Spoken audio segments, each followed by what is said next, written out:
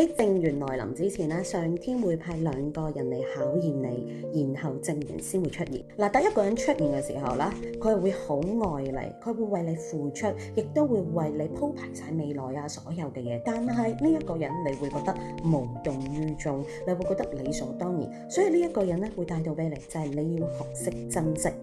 第二個人出現咧，你會覺得好受傷，你亦都會覺得好愛佢，因為你會乜嘢都會俾晒佢啊，會為佢付出啊，會為佢乜都做啊。但係呢一個人係愛理不理，亦都唔會對你係特別珍惜。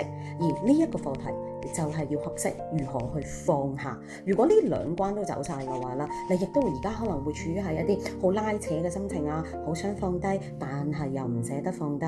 但係當你過完呢兩關之後啦，你嘅正緣就正式出現。所以你嘅感情一定要學識珍惜，同埋要學識點樣斷捨離，喺啱嘅時候就應該放下。如果你哋有啲乜嘢感情嘅問題嘅話，亦都係可以私信我，我都可以去幫你去解答一下，或者睇下你嘅正緣幾時出現啦。